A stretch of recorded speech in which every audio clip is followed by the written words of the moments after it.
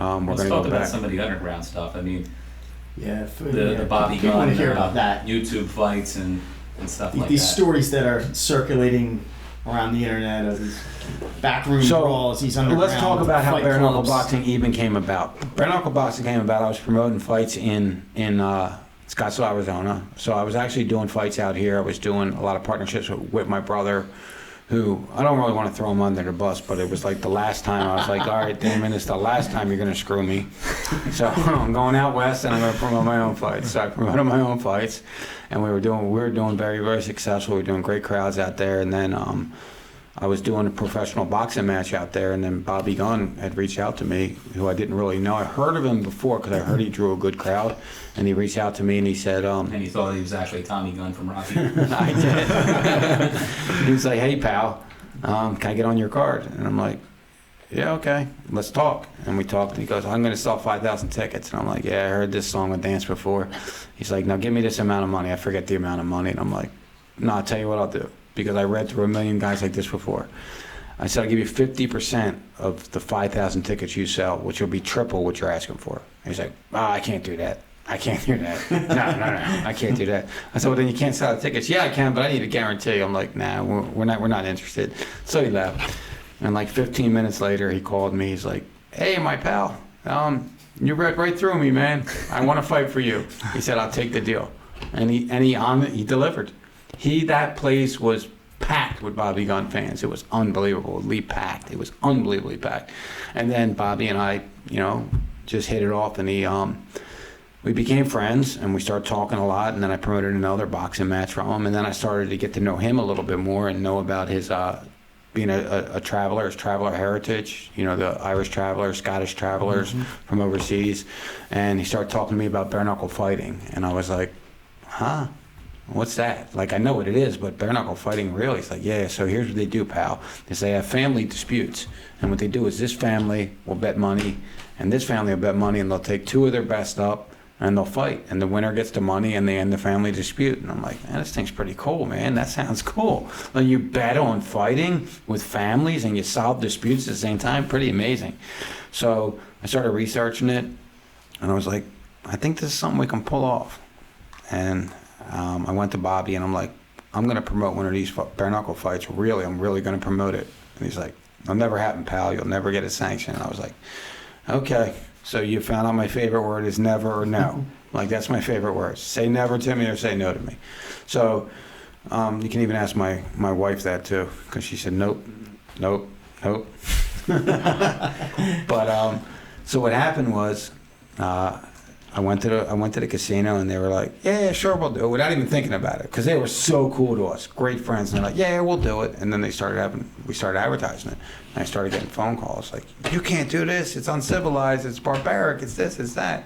So then I had to really school them on really what it was going to be, and I was trying to school them on something I didn't even know about. Like, I didn't know what I was doing. That's why I was like so nervous and so excited about doing it, because I didn't really know what we were doing. Yeah. And I'm telling them, no, it's going to be this, it's going to be that. And at the end of the day, I'm like, I hope no one dies, please. Like, it was the funny thing is, we always say that this is the kind of sport that has you on the edge of your seat, and I don't think anybody was on the edge of their seat more than you, or especially, I mean, even in Arizona, not knowing what was going to happen.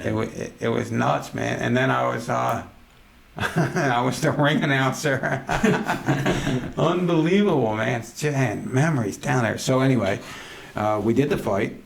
They allowed us to do it, and credit to Bobby Gunn. He definitely put that idea in my head, and he's a great guy, and he's an underground fighting legend, man. And then we went on, and like I said, we tried to get this legalized in other places, to no avail. We were not able to do it, so we said, look, let's take this sport where it was, in the underground. It wasn't necessarily in... So just so you guys understand, although bare knuckle fighting is new now, it's not really new. It's the oldest combat sport around. But not only that, it happens all over the place. This happens. This underground bare knuckle fighting happens to this day all over the place. People are betting on underground fights. It's what they do. And we said, let's take it back down to underground. So we did, and we did these underground fights that... Real quick, let's watch a quick clip of the Arizona card. You really have to pick your shots and know where they're getting located. And as you can Bobby Gunn hit him with a nice right hand, but I want to rewind to where he actually tapped him. I think he tapped him with a left hook to the head and then sunk that body, or left hook to the body. Yeah, see that? Rewind that one more. This is sunk the left hook to the body down, dropped his right hand, and then turned that left hook over top, and ended up dropping Richie Stewart. He got up, and then he got knocked out at the end.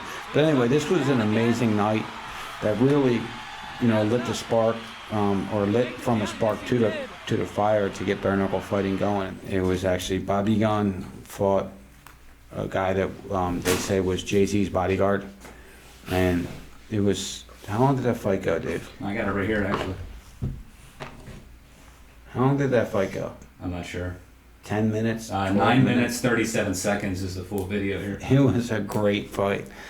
But what happened there is we were doing the fight. We didn't know that there were cameras in the room. So there were cameras, actually, security cameras in the room. As you can see right here, there were security cameras in the room. I don't think you're going to see what happens right here. But at the end of this fight, a 9-minute fight. At the end of this 9-minute fight, which was a really good fight, Bobby Gunn ended up winning by a knockout. And by that time, the owner of the building, we told him that we were filming a reality show there, and nothing gets realer than this. That's reality. That's It was reality. Sure. We were filming a reality show. So what happened is the owner was looking through his surveillance cameras at home, and he called the police on us.